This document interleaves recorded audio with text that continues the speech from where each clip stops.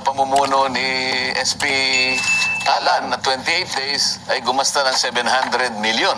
Oho, 720 million daw in 28 days eh. Hindi, 700 million in 28 days. Oo. Nakalimutan niya, Jen. Mhm.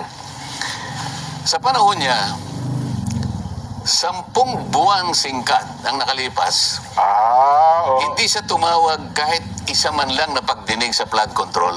Na- 7.5 billion pesos ang ginastos namin, pero ni isang hearing ng flood control, hindi siya Oo. nagtawag. Alin ang mas magastos, Jen?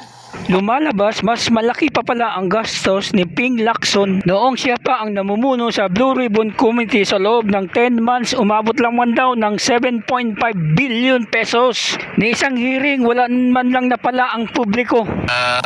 Yun daw pamumuno ni SP Alan na 28 days ay gumasta ng 700 million.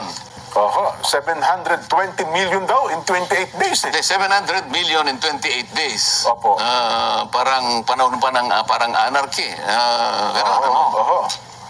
At ang nangyari lang ay nagkaroon para ng isang pag-hearing na hindi naman talaga inauthorize. Oho. Yung ganun pa yung kanyang ganun yung kanyang Ah, patutsada. opo, oo. Nakalimutan niya, Jen. Mhm. Sa panahon niya, 10 buwang singkat ang nakalipas. Oo. Hindi siya tumawag kahit isa man lang na pagdinig sa flood control. Nako, oho. Ngayon, sumahin mo yun, Jen.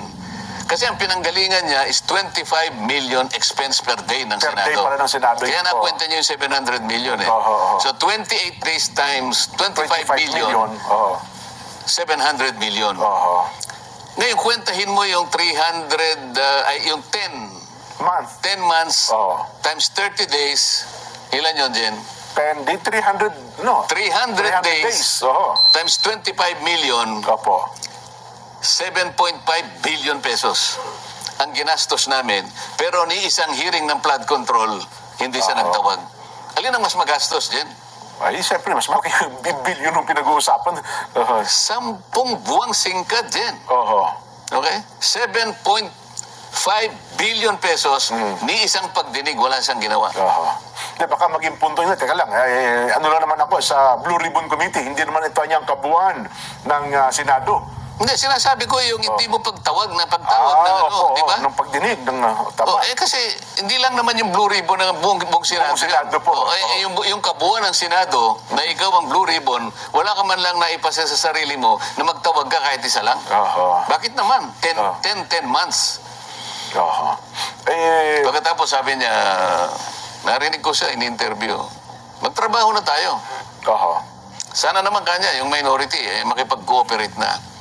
Pwede ko bang marinig mula sa kanya? Nasabihin niya ang mga pangungusap na ganito. Ngayon pong natapos na po ang aming power struggle. Yan, opo. Ako po ay naniniwala na ganap na po kaming makakapagtrabaho ng maayos. At ang unang-una ko pong ipagpipilitan kung sino man po ang chairman ng Blue Ribbon Committee. Committee, dito talaga, opo. Kailangang magpasya na sila. Gumawa ng isang schedule. Kung kinakailangan ay weekly ang Blue Ribbon Committee sa flood control hanggang sa ito ay matapos. Dapat daily. Oo, Pwede ba? Oo. Hindi, kahit na weekly lang, okay na ako eh. Okay na kayo? Kasi marami namang ibang mga issue kasi na kinakaharap din ng Blue Ribbon, hindi lang naman flood control. Oho, oho. Ngayon, kung ang subcommittee binigay kay ganito, yun, pwede siyang mag-araw-araw kung gusto niya. Ngayon, Para tuloy. para lang malaman natin na talagang seryoso sila na magtrabaho na tayo. Oho. Kasi dapat yun ang priority. Oho. Ang flood control na ito na problema ng ating bansa, hanggat ito ay hindi naisasaayos at ito ay hindi nagkakaroon ng ending, patuloy po na magiging bagsak ang kalagayan ng ating ekonomiya. Oho. Wala na pong gusto mag-invest sa atin.